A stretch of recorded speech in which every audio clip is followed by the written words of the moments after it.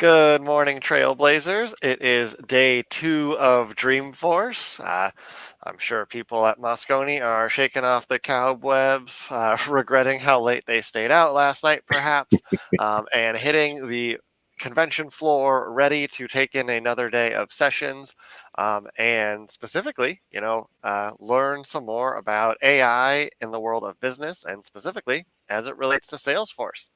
I'm Chris Stegall from MK Partners, joined by Jessie Penaloza from Mambo Merge. Thanks for hopping on today, Jessie. Thank you very much, Chris, for having me. And yes, we're here in day number 2. Can you believe it? It's been a full Yeah. 24 hours. And like you said, people are either exhausted or they're ready to get right back on that AI train. Yep.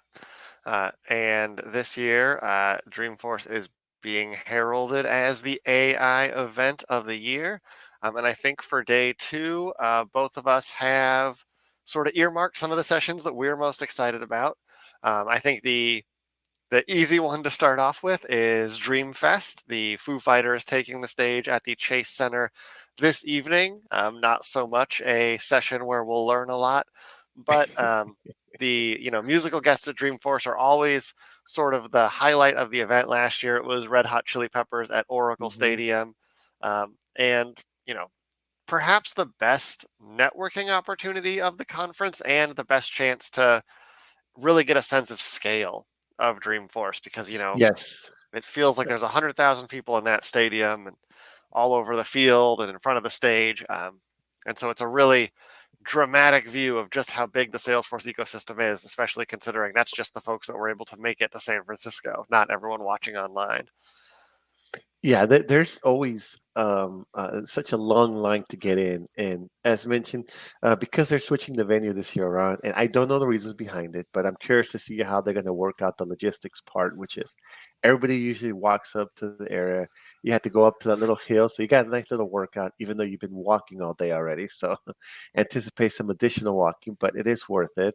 I'll be curious to see feedback from people that are actually attending the event as to what is their experience going from the Oracle Center to from the Oracle Stadium to the Chase Center now. Obviously, sound system, everything set up. They have to bring everything, but I'm curious to see if they get a better experience. They want to have that original, experience how it was. I don't know if this will just be a one-time thing or if it's going to be happening moving forward into next year. We're going to see and find out, but I'm very curious, excited on that. As a second time returner, we talked about this, Foo Fighters. So those that have heard them will most likely appreciate having them come back once again. I'm curious to know if they have any special guests, anybody that will kind of show up. And obviously, all this is to support the Children's Hospital, I believe, in San Francisco. It's a big push to kind of provide charitable donations. So exciting stuff. Looking forward to see what people have to say after the concerts. So just make it through the rest of the day today, and just get there and enjoy the moment. Yeah. I would almost, I'm hoping that the reason for it moving from the ballpark to the stadium uh, is not just because the stadium is named, sponsored by Oracle, and Oracle and Salesforce are competitors, and Salesforce said, hey, we can't do our big annual musical bash at a stadium that has a competitor's name on it. So let's move. But we'll see. Um, Jesse, did you have a session that you want to kick off today with? Yeah, obviously, yes, I do actually. The one session that obviously I'm assuming it might be on your agenda too, but the one thing that I'm looking for is the marketing keynote. That's definitely going to be later on in the afternoon, so after lunch. But obviously, marketing generating generation AI. So as we talked about it, this is our realm. So I'm curious to see how they're going to be implementing AI within the marketing services and products that Salesforce has to offer. So I'm really excited to see what they have to say.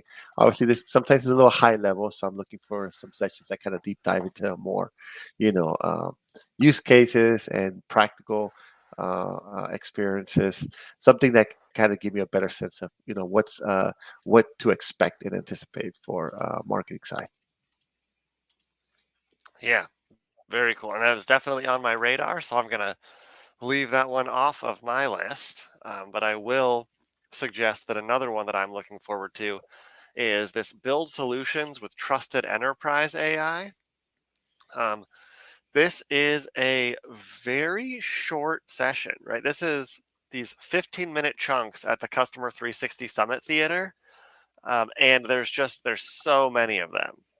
They are basically 1 an hour every day of Dreamforce, which to me says, hey, this is like a 15-minute product demo. This was presumably like built by the AI, the Einstein team over at Salesforce to be like a short 15-minute summation of the technical capabilities.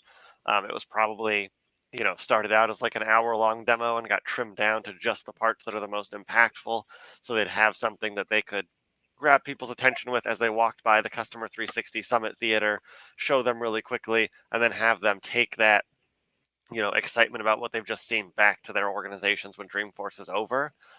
So just the quick turnaround on this, the fact that it's so in line with the general theme of the show, and the fact that there's so many of these offered, like I said, 1 an hour, basically all 3 days of the conference, to me suggests this is one that Salesforce really thinks is important to get in front of as many eyes as possible. So if I were at Moscone today, I would definitely make a point to swing by the Customer 360 Summit Theater and catch one of these 15-minute demos just to see what all the hype is about. I definitely like the approach. I kind of feel like these are like little micro sessions, little Yeah, snips and bits. And I think that's a smart way to kind of get people's attention because obviously with so much going on over there, you sometimes you feel like spending more than half an hour in one location is kind of like too much because then you have to jump into the next one. So I like this approach, and I'm glad you found this. I'll keep an eye on this. See if we can find some additional information to either some slides or something to kind of help us provide some understanding of what this is all about. So really yeah, cool, definitely. cool concept here. On Let that me note, throw. I had something similar on my end as well. Um, so for, oops, sorry about that. Looks like it, there we go. That I think we was really both put quick. your screen Awesome. up at the same So, time, so it went up and yeah. then down. What's it called? This one was obviously, so with the discussion of AI going on, the entire 3 days of this event, one of the things obviously people are going to be introducing is their way to prepare your company for AI the transition, right? Even as if it's happening right now, or you anticipate of integrating it at some point this year or potentially next year. Um, Obviously, a self-service AI itself being an additional tool to help your employees and your company grow. So the title itself just caught my attention, and I'm interested to kind of see. It's a small session too. It's obviously typically 20 minutes, but I'm curious to see what they have to talk about. Kind of get the slides to see, what the presentation and what is the strategy put together by these individuals to see how do you integrate AI into your day-to-day operations. So once again, the idea is AI is going to be here. AI is not going anywhere. It's just how you're going to be utilizing it. So getting at least a first perspective from different individuals as to how they would go ahead and integrate this, especially as a self-service, because that's typically the selling point right now. It's going to be a tool for you to use to help you serve your customers and your employees and pretty much everybody that's in your company. So this one caught my attention. Absolutely. And let's see, back to another one that I had earmarked today at the end of the day, actually at the same time we'll be going live with our recap, is this put the pedal to the metal with generative AI for marketers. So Ooh. this is a presentation being given by two of the product leads at Salesforce. And it's going to be a look at presumably Einstein GPT and the powerful capabilities it has for marketing efforts. And so this will be, a more role specific look, a more tailored look for folks that are in our role on the marketing side of things.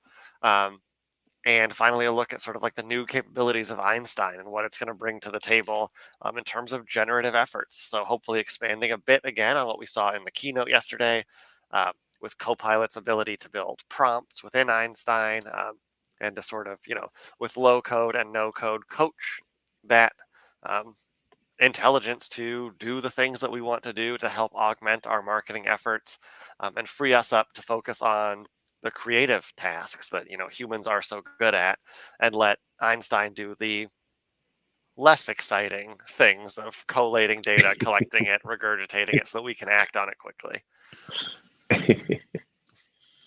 On that note, on the later time slots, there is you mentioned something we'll probably talk about in our recap later today is the session I got kind of flagged in my end is some of the speakers coming in.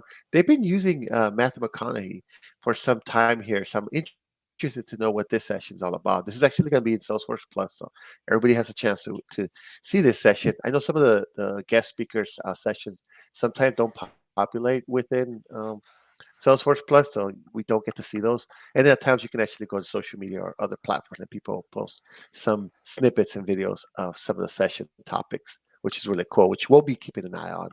But this one just trust. It seems like on top of AI, the trust verbiage is kind of being thrown around a lot because obviously with AI, there's have to be a trust component to it in order to make sure it's reliable and it's something that people actually will jump into. Because if you just throw the word AI out there, they want to make it more in terms of like, what we want to be the trust center, the truth, the main source of truth.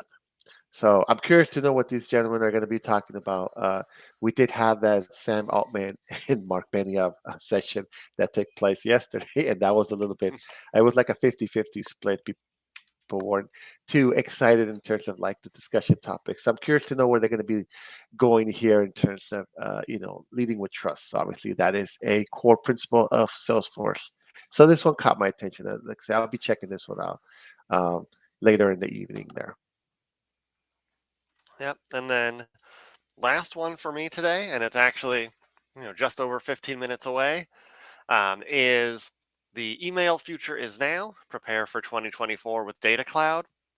I'll be honest, this is one that was not on my radar going into Dreamforce, but then with the announcement yesterday that everyone's getting Tableau and Data Cloud for free, all of a sudden I am like, well, I have some studying to do to understand the full potential and capabilities of Data Cloud and how I can leverage that, both as an admin on my fun side projects and as a marketer on my professional efforts. So this looks to be a look at specifically email marketing in Data Cloud, but I'm hoping also gives us some broader insight into the capabilities of the platform um, beyond the scope of email marketing, because as you know, we marketers moving into 2024 have a lot more tools at our disposal and a lot more going on than simply throwing messages into the void.